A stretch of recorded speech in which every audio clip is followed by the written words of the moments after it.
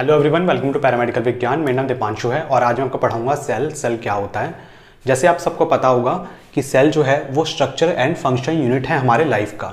यानी कि हमारा जो पूरी बॉडी है वो किससे मिलकर बनी है? सेल से मिलकर बनी है। बेसिक बिल्डिंग ब्लॉक भी बोलते हैं इसको हम। हमारी बॉडी का स्ट्रक्चर, वो काम कैसे करेगा, उसका फंक्शन, वो सब किस पे डिपेंड करता है? हमारे सेल के ऊपर। इसी वजह से सेल को क्या बोलते हैं हम? हमारी बॉडी का स्ट्रक्चर और फंक्शन यूनिट कौन देता है? हमारा सेल देता है। सेल जो है आपका बिल्डिंग ब्लॉक्स होता है। बिल्डिंग ब्लॉक्स मतलब कि आपकी जो बिल्डिंग है, सपोज करिए एक बिल्डिंग है, एक इमारत है, वो जो बिल्डिंग है वो किससे मिलके बनी है? आपकी छोटी छोटी ब्रिक्स से मिलके बनी है, छोटी छोटी ईंटों से मिलके बनी है एक बिल्डिंग। तो आपका क्या होता है कि ना, आपका जो सेल है, हमारी पूरी बॉडी है, वो भी किससे मिलके बनी है? सेल से मिलके बनी है। आपका जो सेल होता है, ये एक सेल है। सेल जो है, बहुत सारे सेल्स मिलकर क्या बनाते हैं? एक टिश्यू बनाते हैं। बहुत सारे सेल्स मिलकर क्या बना लेंगे? एक टिश्यू बना लेंगे। जैसे कि आपको दिख रहा होगा साइड में ये दीवार है, तो दीवार में आपका कैसे मिलकर बनी है? दीवार छोटी छोटी ईंटों से मिलकर बनी है ना, एक दीवार बन गई, तो उसको हमने क्या बोल दिया? टिश्यू बोल दिया। अब बहुत सारे टिश्यूज मिलकर क्या बना रहे हैं? एक ऑर्गन बनाते हैं। जैसे कि आपकी बहुत सारी दीवारें मिलकर, चार दीवार मिलकर एक रूम बन जाता है, ऐसे ही बहुत सारे आपके टिश्यूज मिलकर क्या बनाते हैं? एक ऑर्गन बनाते हैं। ऑर्गन जैसे कि आपका हो गया स्टमक, हो गया माउथ, हो गया इजोफेगस, हो गया इंटेस्टाइन, हो गया, ये सब क्या हैं? आपके ऑर्गन्स हो गए। ठीक है, तो ये आपका एक ऑर्गन बना लेते हैं। अब बहुत सारे ऑर्गन्स, जैसे कि आपका मैंने बताया, ये माउथ हो गया, ऑर्गन हो गया, आपका इजोफेगस हो गया, स्टमक हो गया, इंटेस्टाइन हो गया, सब मिलकर क्या बनाते हैं? एक डाइजेस्टिव सिस्टम बनाते हैं। एक सिस्टम बना रहे हैं, तो उसको हम क्या बोलेंगे? Organ system. उसको हमने बोल दिया ऑर्गन सिस्टम, तो ऑर्गन सिस्टम बनाते हैं। अब ये बहुत सारे ऑर्गन सिस्टम मिलके, जैसे कि आपका डाइजेस्टिव सिस्टम हो गया, रेस्पिरेटरी सिस्टम हो गया, मस्कुलर सिस्टम हो गया, आपका नर्वस सिस्टम हो गया, बहुत सारे सिस्टम्स हमारी बॉडी में होते हैं। 10-11 जो मैंने पूरा पढ़ाए थे पहले ही। तो बहुत सारे सिस्टम्स मिलके क्या बना रहे हैं? एक ऑर्गेनिज्म बना रहे हैं। आप, मैं किससे बने? एक, इसको हम क्या बोलते हैं? ऑर्गेनिज्म बोलते हैं, लिविंग ऑर्गेनिज्म। तो किसको क्या बोलेंगे हम? बहुत सारे ऑर्गन सिस्टम क्या मिलकर बनाएंगे? एक ऑर्गेनिज्म बनाएंगे। अब देखते हैं, जो हमारी सेल की जो स्टडी होती है उसको हम क्या बोलते हैं? साइटोलॉजी बोलते हैं। Study of cells is called cytology. अगर मैं साइटो के बाद पैथो जोड़ दूँ, साइटोपैथोलॉजी हो जाएगा। यानी कि सेल के, आपके अगर कोई डिसीज हो जाता है, सेल के अंदर कोई दिक्कत आ रही है, तो उसको हम किस में पढ़ेंगे? साइटोपैथोलॉजी में पढ़ते हैं। वो मैं आपको बाद में पढ़ाऊंगा पैथोलॉजी के लेक्चर्स में। तो हम देखते हैं डिस्कवरी, कि हमारा जो सेल है वो कैसे डिस्कवर हुआ। 1665 में रॉबर्ट हुक ने सेल को सबसे पहले ऑब्जर्व किया अंडर हिज कंपाउंड माइक्रोस्कोप। अपने कंपाउंड माइक्रोस्कोप के अंदर उन्होंने क्या करा? आपका जो ओक वुड का जो ट्री होता है, उन्होंने क्या करा? उसमें से उसके छोटे छोटे पतले पतले स्लाइस काटे और उसको माइक्रोस्कोप में देखा। उन्होंने देखा कि ये आपका जो, उन्होंने देखा कि उनको ना छोटे छोटे कुछ चैम्बर्स से दिखे। इन्होंने इनको छोटे छोटे रूम्स समझ लिया, तो इन्होंने इसको क्या नाम दिया? सेल नाम दे दिया कि ये एक छोटे छोटे सेल्स हैं। लेकिन इन्होंने कहा कि ये, इसके अंदर इनको ना कोई मूवमेंट वगैरह कुछ भी नहीं दिखा, तो उन्होंने उसको नॉन लिविंग कह दिया। कि रॉबर्ट हुक ने कहा कि जो सेल है ये नॉन लिविंग होता है, लेकिन सेल कुछ होता है। उसके बाद 1670 के अराउंड एंटोनी वॉन ल्यूवेनहॉक ने इस सेल को कहा कि ये लिविंग होता है। और इन्होंने सेल के साथ साथ बहुत सारे अलग सेल्स भी उन्होंने देखे। उसमें स्पर्म सेल्स देखे, आपका प्लांट सेल देखे, बहुत सारे सेल्स उन्होंने अपने माइक्रोस्कोप में देखे। और उन्होंने कहा कि ये लिविंग होता है, क्योंकि उनको उसमें मूवमेंट्स मिली, तो उन्होंने कह दिया लिविंग है। फिर 1830 में रॉबर्ट ब्राउन ने कहा कि ये जो सेल है, इसके अंदर एक न्यूक्लियस भी प्रेजेंट होता है। तो क्या कहा उन्होंने? न्यूक्लियस भी प्रेजेंट होता है, रॉबर्ट ब्राउन ने। इसके बाद 1838 में स्क्लाइडन एंड श्वान ने सेल थ्योरी दी, जिसको मैं अभी आपको बताऊंगा। और 1855 में रोडोल्फ विर्को ने एक पॉइंट और ऐड कर दिया सेल थ्योरी के अंदर। तो ये सेल की आपकी डिस्कवरी है पूरी कि सबसे पहले सेल आपका किसने डिस्कवर किया था? रॉबर्ट हुक ने कहा कि सेल होता है। एंटोनी वॉन ल्यूवेनहॉक ने कहा कि ये लिविंग होता है। रॉबर्ट ब्राउन ने कहा कि इसका न्यूक्लियस भी प्रेजेंट होता है। आपका स्लाइडर और शुमान ने कहा कि हम मिलकर एक सेल थ्योरी दे देते हैं। वो क्या होता है मैं आपको बताता हूँ। और रोडोल्फ विर्को ने उस सेल थ्योरी के अंदर एक पॉइंट और ऐड कर दिया। ये इनके ईयर्स हैं। स्टूडेंट्स, हम बात करते हैं सेल थ्योरी की, कि सेल थ्योरी क्या है। सबसे पहले हम देखते हैं, ऑल लिविंग ऑर्गेनिज्म या all living things are composed of cells. यानी कि जो भी लिविंग ऑर्गेनिज्म है, लिविंग थिंग्स हैं, वो किससे मिलकर बनी है? सेल से मिलकर बनी है। Cell is the basic unit of life. हमारी जो सेल है वो क्या है, बेसिक यूनिट है हमारे जीवन की। ये जो थ्योरी थी वो किसने दी थी, हमारे क्लाइडन और शुवान ने, ये दोनों थ्योरी। ओके, इसके बाद रुडोल्फ विर्चो ने इसमें क्या करा, एक पॉइंट और ऐड कर दिया, एक थ्योरी में एक पॉइंट और ऐड कर दिया, क्या, new cell arise from pre existing cell, यानी कि जो नए सेल बनेंगे वो किससे बनेंगे, आपके प्री एग्जिस्टिंग सेल से ही बनेंगे। जैसे आप हैं वो अपने पेरेंट्स से, माता पिता से ही बने हैं, ऐसे ही जो सेल होगा वो किससे मिलके बनेगा, आपका प्री एग्जिस्टिंग सेल से ही बनेगा। फॉर एग्जाम्पल, आपका फीमेल से क्या आता है, आपका ओवम आता है, आपका मेल से क्या आता है, स्पर्म सेल्स आता है ना, मेल से फीमेल से ओवम आ गया, मेल से स्पर्म सेल आ गया, इन दोनों का मिलके क्या बनाते हैं, ये आपका एक जाइगोट बनाते हैं, है ना, ये मिलके क्या बना रहे हैं, जाइगोट बना रहे हैं। तो ये क्या हो गया, दोनों सेल्स प्री एग्जिस्टिंग सेल से मिलके ही आपका क्या बनता है, एक आपका सेल बनता है। New cell arises from pre existing cell, ये किसने दिया था, रुडोल्फ विर्चो ने। इसके बाद आपकी ये जो सेल थ्योरी है, ये वाले तीनों पॉइंट, ये क्या है, ओल्ड सेल थ्योरी है। अब जो मॉडर्न सेल थ्योरी है उसमें आपके ये वाली जो थ्योरीज है ना, इनमें कुछ पॉइंट्स और ऐड हो गए। वो क्या क्या पॉइंट्स हैं, सेल कंटेन डीएनए, सेल के अंदर क्या होता है, डीएनए होता है, which transfer genetic information from one generation to another.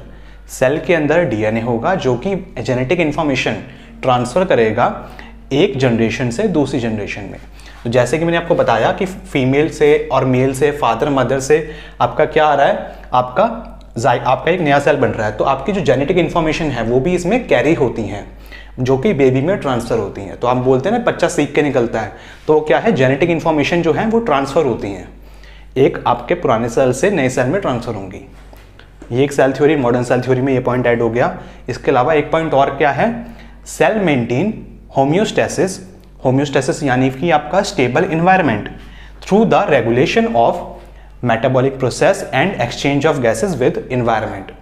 Cell क्या मेंटेन करता है, होम्योस्टेसिस मेंटेन करता है, या फिर अपने अंदर का इन्वायरमेंट को स्टेबल करने की कोशिश करता है, हमेशा मेंटेन करके रखता है।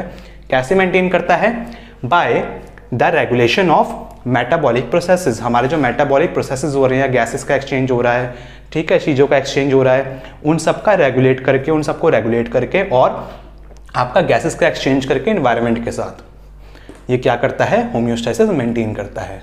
तो ये आपके मॉडर्न सेल थ्योरी, ये आपकी पांचों के पांचों मिला के हैं, तो ये आपकी सेल थ्योरी होती है। तो स्टूडेंट्स, हम बात करते हैं सेल के स्ट्रक्चर के बारे में। हमारा जो सेल होता है उसके जो है स्ट्रक्चर्स में मेन 3 पार्ट आते हैं। कौन कौन से 3 पार्ट आते हैं, सबसे पहला आता है सेल मेम्ब्रेन, दूसरा आता है साइटोप्लाज्म और तीसरा आता है न्यूक्लियस। जैसे मैं बताता हूँ आपको, जैसे ये गोला बना दो एक, तो ये क्या हो गया, हमारा सेल हो गया, ठीक है। तो सेल की एक मेम्ब्रेन होती है, आउटर लेयर, उसको हम क्या बोलते हैं, सेल मेम्ब्रेन बोलते हैं, या फिर प्लाज्मा मेम्ब्रेन बोलते हैं। अगर हम प्लांट के सेल की बात करेंगे तो इसको हम क्या बोलेंगे, सेल मेम्ब्रेन की जगह क्या बोलेंगे, उसको सेल वॉल बोलेंगे। ओके, तो ये सेल मेम्ब्रेन आ गया। न्यूक्लियस, इसके बीच में क्या होता है ना, एक ना ये होता है, इसको हम क्या बोलते हैं, न्यूक्लियस बोलते हैं। ये हमारा न्यूक्लियस हो गया, ठीक है। ये बीच का जो एरिया बच गया ना, इसको हमने क्या बोल दिया, साइटोप्लाज्म। साइटोप्लाज्म, इस साइटोप्लाज्म के अंदर जो लिक्विड होगा ना, उसको क्या बोलते हैं, साइटोसोल बोलते हैं। साइटोसोल जेली लाइक फ्लूइड होता है जो जिसमें कि आपके सारे सेल के ऑर्गेनल्स प्रेजेंट होते हैं। तो साइटोप्लाज्म के अंदर क्या मिलेगा आपको, सेल के ऑर्गेनल्स मिलते हैं। तो ये क्या हो गया हमारा सेल मेम्ब्रेन, ये हो गया हमारा न्यूक्लियस, ये बीच वाला हो गया हमारा क्या, साइटोप्लाज्म। साइटोप्लाज्म, ये तीनों मेन चीजें हो गई। अब हम बात करते हैं सेल के ऑर्गेनल्स के बारे में। सेल ऑर्गेनल्स होता क्या है, जैसे हमारे अंदर छोटे छोटे ऑर्गन्स हैं ना अलग अलग, ऐसे ही सेल के पास भी अलग अलग एक ऑर्गन्स हैं। तो ये कुछ ऑर्गन्स लिखे हुए मैंने और कुछ ऑर्गन्स लिख रखे हैं सेल के, ठीक है। सबसे पहला आता है इसमें क्या, माइटोकॉन्ड्रिया। माइटोकॉन्ड्रिया जिसको हम क्या बोलते हैं, power house of the cell. तो माइटोकॉन्ड्रिया आपका जो क्या करेगा, हमारा जब सेल का जब रेस्पिरेशन होता है, जब सेल सांस लेता है, हम जब ऑक्सीजन लेते हैं हम नाक से, तो वो सेल तक जाती है। अब वो सेल तक जाएगी, तो सेल तक जाने के बाद क्या होगा, सेल भी तो ऑक्सीजन लेगा ना, तो उस रेस्पिरेशन के दौरान क्या होगा, आपका माइटोकॉन्ड्रिया क्या करेगा, उस ऑक्सीजन से एनर्जी बनाएगा, यानी कि एटीपी का प्रोडक्शन करता है। तो ये माइटोकॉन्ड्रिया आपके प्रेजेंट होती हैं इसके अंदर, ठीक है, माइटोकॉन्ड्रिया प्रेजेंट होंगे। इसके अलावा आपका एंडोप्लाज्मिक रेटिकुलम प्रेजेंट होता है। एंडोप्लाज्मिक रेटिकुलम आपका न्यूक्लियस से अटैच होगा इधर,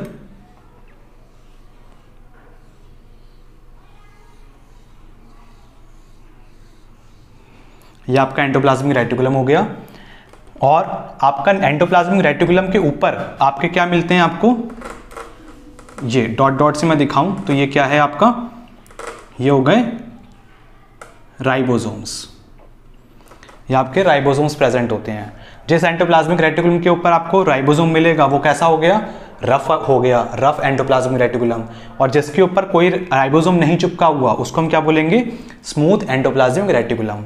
तो राइबोसोम क्या करते हैं, हमारा राइबोसोम क्या करेंगे, हमारे प्रोटीन का सिंथेसिस करते हैं।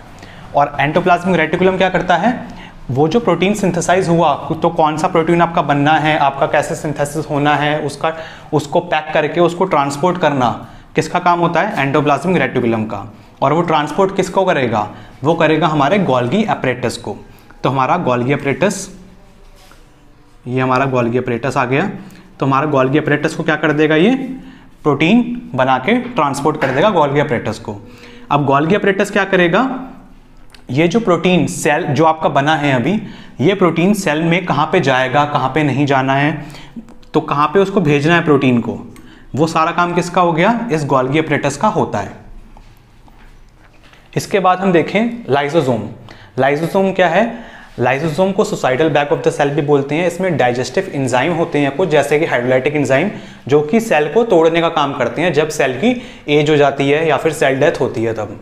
इसके अलावा आपके कुछ एंजाइम्स होते हैं इसमें जो कि आपके सेल का जो वेस्ट है उसको भी खत्म करने के लिए इस्तेमाल करा जाता है।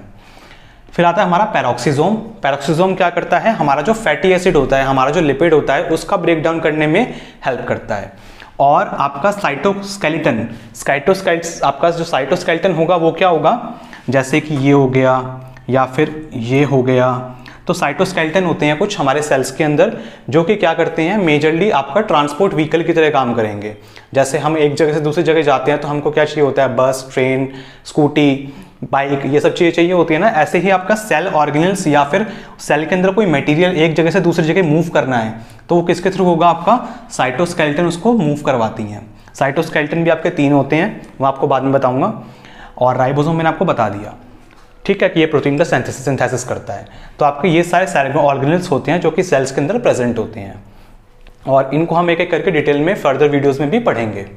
ओके, तो ये होता है हमारा सेल का स्ट्रक्चर। मेन पार्ट आपको याद रखना है क्या क्या, सेल मेम्ब्रेन, बाहर बनाती है सेल मेम्ब्रेन, बीच में आ गया हमारा साइटोप्लाज्म, उसके बाद आ गया हमारा न्यूक्लियस, फिर हमारा यूं कर दिया हमने, वो क्या हो गया हमारा एंडोप्लाज्मिक रेटिकुलम, उसके ऊपर आगे डॉट डॉट राइबोसोम, जिनके ऊपर डॉट नहीं लगा होता, यानी कि राइबोसोम प्रेजेंट नहीं होता, वो क्या होता है, स्मूथ, और जैसे प्रेजेंट होता है वो होता है रफ एंडोप्लाज्मिक रेटिकुलम। ओके, ये एंडोप्लाज्मिक रेटिकुलम से आपका प्रोटीन का सिंथेसिस होने के बाद वो किसको भेज देगा, गोल्गी एपरेटस को। ये रहा हमारा गोल्गी एपरेटस। गोल्गी एपरेटस क्या करेगा, उसको कहाँ पे हमारी जरूरत है प्रोटीन की, कहाँ पे जरूरत नहीं है, उसके हिसाब से प्रोटीन को वहाँ पे भेज देगा, अलग अलग करके प्रोटीन को। उसके बाद आपका जाएगा किसके थ्रू, आपका ये जो है ना साइटोस्केलेटन, वो इसको भेजने का काम करते हैं एक जगह से दूसरी जगह पे। कहाँ पे आपका कोई भी व्हीकल की तरह काम करेगा आपका साइटोस्केलेटन। और भी कुछ फंक्शंस होते हैं इसके अलावा आपका लाइसोसोम मैंने आपको बता दिया, सोसाइटल बैग, पैरोक्सिसोम आपको बता दिया, फैटी एसिड आपका लिपिड को तोड़ने में काम करेगा। तो ये सब आप अच्छे से समझ लीजिए। तो स्टूडेंट्स, हम बात करते हैं सेल्स के फंक्शन के बारे में। हमारे सेल्स के जो फंक्शन होगा ना, वो डिपेंड करेगा हमारे सेल के टाइप के ऊपर कि हमारा जो सेल है वो किस टाइप का है। जैसे कि अगर आँख का सेल है तो वो देखने के लिए काम करेगा, न्यूरॉन्स हैं तो वो आपके सेंसेशन कैरी करने के लिए काम करेंगे, ठीक है, ईयर का सेल है तो वो सुनने के लिए काम करेगा। तो हर एक सेल का अलग अलग अपना अपना फंक्शन होता है, लेकिन कुछ कॉमन फंक्शंस जो हैं वो क्या क्या हैं, जैसे कि ऑब्टेनिंग न्यूट्रिएंट्स, आपका जो भी हम खा रहे हैं पी रहे हैं उसमें आपका न्यूट्रिएंट्स जो भी हैं वो सब कौन लेगा, कहाँ तक पहुँचेंगे, हमारे सेल्स तक पहुँचेंगे। जनरेट एनर्जी, हमारा जो सेलुलर रेस्पिरेशन में बताया था, ऑक्सीजन जाएगी सेल्स तक जाएगी, तो उससे एनर्जी का प्रोडक्शन करना किसका काम है, सेल का काम है। सेल में किसका काम है, माइटोकॉन्ड्रिया का। सिंथेसाइज मॉलिक्यूल्स, आपके जो मॉलिक्यूल्स हैं जैसे कि प्रोटीन हो गया, न्यूक्लिक एसिड्स हो गया, आपके लिपिड्स हो गया, इनका प्रोटीन का सिंथेसिस करना किसका काम है, सेल्स का काम है। हीमोस्टेसिस को मेंटेन करना, आपका जो है सेल्स के बारे में बताया था कि ये क्या करता है, हीमोस्टेसिस को मेंटेन करता है, अपना जो अंदर का एनवायरनमेंट है उसको मेंटेन करके रखेगा अपने मेटाबॉलिक प्रोसेसेस के थ्रू, आपका पीएच को रेगुलेट करेगा, आपका ऑस्मो रेगुलेशन करवाएगा। इन मेथड से आपका क्या करता है, ये हीमोस्टेसिस मेंटेन करके रखता है। इसके अलावा जो मेन फंक्शन है रिप्रोड्यूसिंग, यानी कि रिप्रोडक्शन, आपका जो सेल है पुराना सेल डेड हो जाएगा, नया सेल आपका बनेगा, तो वो पुराने सेल मरते रहते हैं, नए सेल्स आपके बनते रहते हैं। तो ये क्या है, सेल का नॉर्मल फंक्शन है। तो ये कुछ आपके फंक्शंस होते हैं सेल के। और स्टूडेंट्स ये आपका छोटा सा लेक्चर था सेल के बारे में, और मैं अब फ्यूचर वीडियोस में आपके सेल्स के जो पार्ट्स होती हैं, जो आपके सेल ऑर्गेनल्स मैंने बताया आपको, उनको कवर करके आपके लेक्चर्स में अपलोड कर दूंगा। ओके, अगर आपको वीडियो अच्छी लगी हो तो प्लीज़ वीडियो को लाइक करिएगा, अपने क्लासमेट्स के साथ वीडियो को शेयर करिएगा। तो मिलते हैं हम नेक्स्ट वीडियो में, तब तक के लिए बाय बाय।